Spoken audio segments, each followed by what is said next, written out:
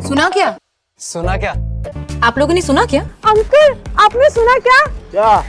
ये कैसे राजा की कहानी है अध्यक्ष महोदया, जो अनपढ़ था, चौथी पास था, बेहद अहंकारी था, बहुत अहंकार था, बहुत ज्यादा, और पैसे की इतनी हवस थी, इतना भ्रष्टाचारी था, इतना भ्रष्टाचारी राजा था। समझ रहे हो आप? समझ रहे हो ना? एक बहुत महान देश था, कई हजार साल पुराना देश। उस देश में एक गांव में एक बहुत गरीब परिवार में एक बच्चे का जन्म हुआ। जब बच्चे का जन्म हुआ तो ज्योतिषी ने कहा,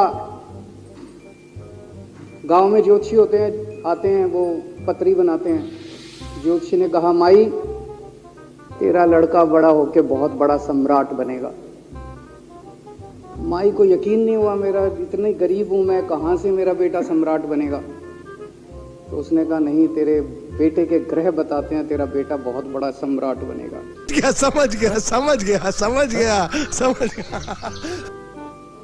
बेटा धीरे धीरे बड़ा होने लगा। स्कूल, गांव का ही स्कूल था, स्कूल जाता था, उसका पढ़ने वढ़ने में मन नहीं लगता था। तो चौथी के बाद उसने किसी तरह से चौथी करी, चौथी के बाद उसने स्कूल छोड़ दिया।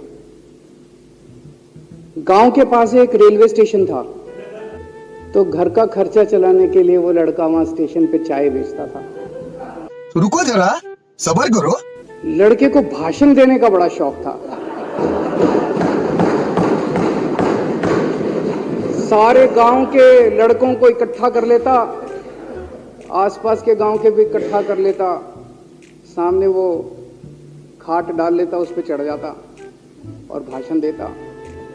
धीरे धीरे आसपास के गांव के लड़के भी इकट्ठे हो गए। जिस भी चीज में भाषण देता, एक बार शुरू हो जाता तो बंद ही नहीं होता। अब ज्योतिषी ने कहा था, लड़का बड़ा हुआ, बड़ा होके एक दिन उस महान देश का वो राजा बन गया। पूरे देश में उसका नाम हो गया चौथी पास राजा। लोग उसको चौथी पास राजा कहते थे। अब उसे आता जाता कुछ था नहीं, पढ़ा लिखा था नहीं। अफसर आते, कुछ अंग्रेजी में चपर चपर करते, उसको समझ नहीं आता। अफसर जो मर्जी उससे साइन करा के ले जाते, जो मर्जी उससे साइन करा के ले जाते। फिर धीरे धीरे राजा को ये बुरा लगने लगा, यार ये मेरे को चौथी पास कहते हैं। तो उसने एक फर्जी डिग्री बनवा ली। कहीं से फर्जी डिग्री बना के ले आया, एमए की। बोला मैं एमए हूं। तो लोगों को लगा, यार ये तो ठीक नहीं है, ये तो फर्जी डिग्री हम बना के ले आया हमारा राजा। तो लोगों ने आरटीआई डाली। जो आरटीआई डालता उस पर 25,000 रुपये जुर्माना। बात तो सही है। आपके नेता की बात नहीं कर रहा। आप लोग भी हंस सकते हो। अरे भाई समझ के बोल रहा हूँ यार, बुरा लगता है भाई, आप लोग भी जानते हो यार। एक दिन कुछ लोग गए चौथी पास राजा के पास। बोले जी एक बड़ा धांसू आइडिया लेके आए हैं। बोले बताओ। बोले जी नोटबंदी कर दो, भ्रष्टाचार खत्म हो जाएगा देश से। तो उसने कुछ पूछा, उसे कुछ समझ नहीं आया राजा को क्या कह रहे हैं क्या नहीं, पर उसे लगा यार कुछ धांसू आइडिया होगा। उसने एक दिन रात को 8 बजे टीवी चैनलों पे जाके नोटबंदी कर दी। बोला सारे नोट बंद। पूरे देश में हाहाकार मच गया, तड़प गए लोग, धंधे बंद हो गए, दुकानें बंद हो गई, लोग बेरोजगार हो गए, बुरा हाल हो गया पूरे देश। लंबी लंबी लाइनें लग गई पूरे देश के अंदर। बहुत बड़ा कांड था ये तो। लोगों ने जाके उसको कहा जी नोटबंदी कर दो, आतंकवाद खत्म हो जाएगा। ना आतंकवाद खत्म हुआ, ना भ्रष्टाचार खत्म हुआ, देश बर्बाद हो गया। वो महान देश जिसका वो राजा बना था, वो देश 10 साल 15 साल 20 साल पीछे चला गया उस नोटबंदी से, उस चौथी पास राजा की वजह से। यही नहीं, अभी और सुनिए। एक दिन कुछ लोग गए उस राजा के पास। बोले जी खेती खूब बड़ी हो जाएगी, ये किसानों के कानून पास कर दो। अब उसको कुछ अकल नहीं थी राजा को।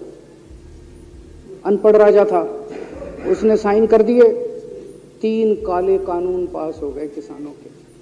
पूरे देश के किसान सड़कों पे, जगह जगह मोर्चे, 750 किसानों की मौत हो गई 1 साल के अंदर। अंत में राजा को वो कानून वापस लेने पड़े। फिर क्या हुआ? अब राजा को एक दिन लगा यार मैं तो राजा बन गया, पता नहीं कितने दिन रहूंगा।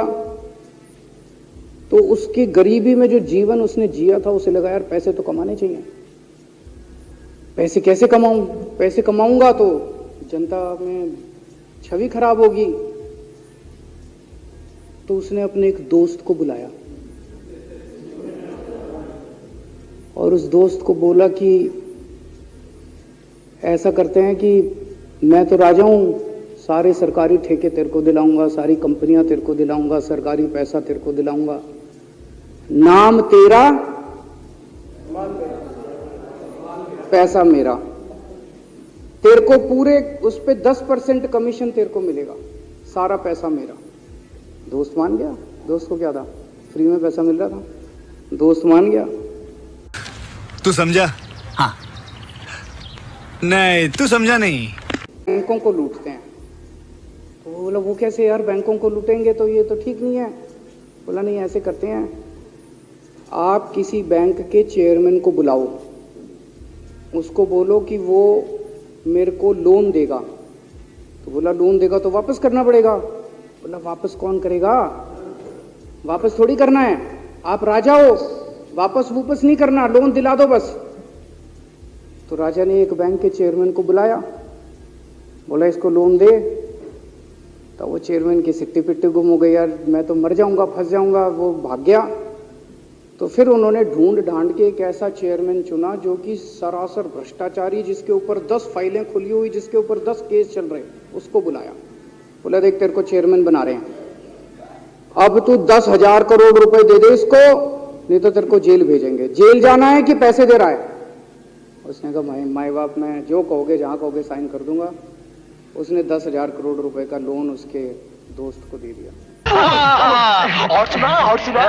ऐसे करते करते 1,00,000 2 लाख करोड़ रुपए इन्होंने बैंकों से लूट लिए। राजा ने, चौथी पास राजा ने और उसके दोस्त ने मिलकर 2-2.5 लाख करोड़ रुपए बैंकों से लूट लिए।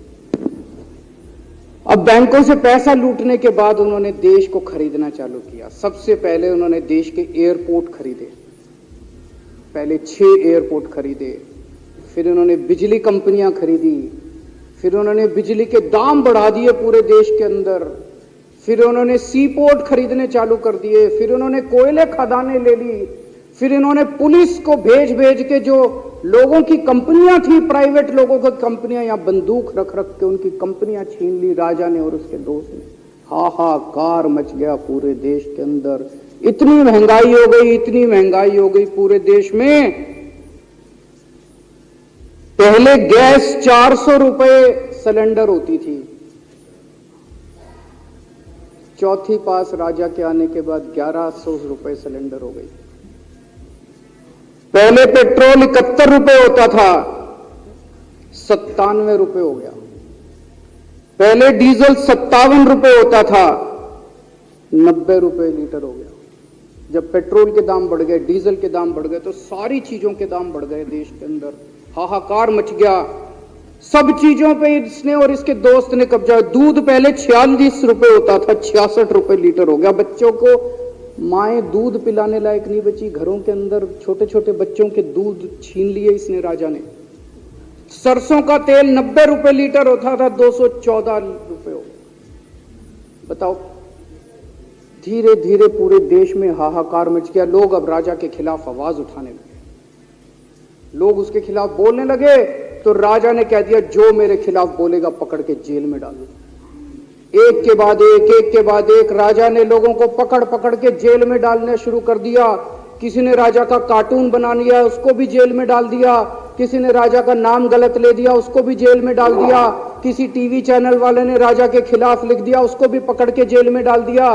किसी जज ने राजा के खिलाफ कोई ऑर्डर कर दिया, उसको भी पकड़ के जेल में डाल दिया। ना जजों को छोड़ा, ना पत्रकारों को छोड़ा, ना मीडिया को छोड़ा, ना व्यापारियों को छोड़ा, ना उद्योगपतियों को, किसी को नहीं छोड़ा। राजा ने पकड़ के उसने चौथी पास राजा ने सबको जेल में डालना चालू कर दिया। एक महान देश कहां से कहां पहुंच गया। अरे कहना क्या चाहते हो? तो इस कहानी से यह प्रेरणा मिलती है कि अगर आपके देश में महंगाई है, आपके देश में समस्याएं हैं, आपके देश में सब कुछ गड़बड़ चल रहा है, तो सबसे पहले जांच परख के देखो आपका राजा अनपढ़ तो नहीं है।